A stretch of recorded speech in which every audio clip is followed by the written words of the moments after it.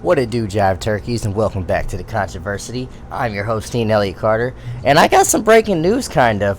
Tonight, because of the whole quarantine thing with COVID-19, a lot of celebrities, a lot of entertainers, a lot of people in the film industry have been doing these things called watch parties, where they're just giving us a lot of free content, where they're just going back and forth about things that they've done. The other night I saw one with Little John and T-Pain. It was really good. They gave little backstories to some of the production that they've done.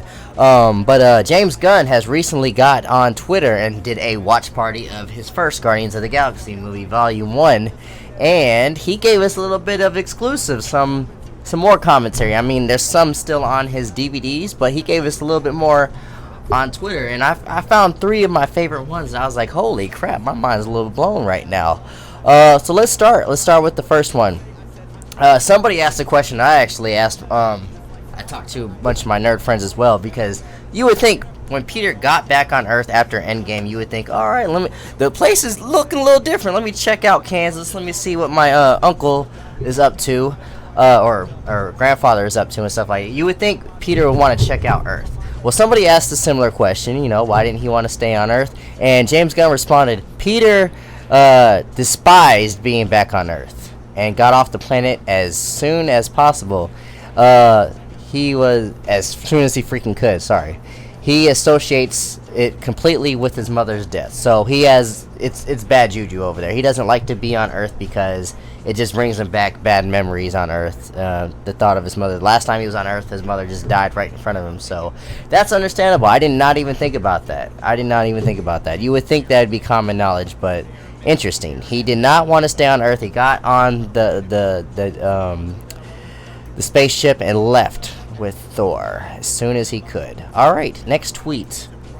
That surprised me. Somebody he just randomly threw this one out there. Nobody asked him anything, but he said here's a random fact. The fact that Quill is so adamant about being called Star-Lord is because that's what his mom called him. And he's surprised that it's not brought up a lot, which I didn't even think about that. His mom did cutely say, "Oh, look at my little Star-Lord," when she was on the deathbed, and it didn't even, people just okay, you would thought that was a nickname he gave himself that he just demanded people to call him, but no, it was a name his mother gave him, and that's why. Oh, so I'm starting to realize a lot of the things that he does ties back to his mother more so. It's deeper than we all thought it was. So yes, he demands to be called Star-Lord, not just be passive-aggressive or not just to be in this fantasy world that he lives in. It's because he is out of respect for his mother. And it brings him into a good spot in his head. So I love that. That's actually really, really cool, James. Alright, I'm calling him James like I know the guy. Alright, last one that really surprised me, that I was really impressed by, was this one right here. So I believe somebody asked if James was told by Marvel Studios if he had to follow a certain origin or certain guidelines to how he introduces the Infinity Stones, and he responded like this: "The only thing Marvel asked me to include was a Thanos cameo, and said maybe I could create an origin for the Infinity Stones. Other than that, they were up for whatever and weren't." Sorry, I'm reading this from afar.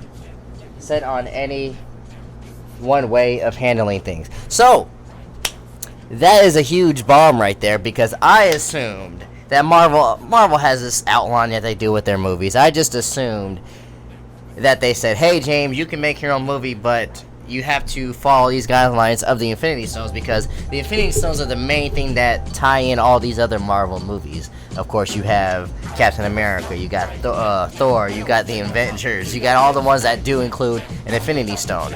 So I'm thinking that they had an outline to give James Gunn when it came to this. But apparently, all they said to him was, "Hey, make sure you include Thanos in there. We're going to give him a little taste of Thanos. You can make the origin story of how the Infinity Stones came in this universe that we created."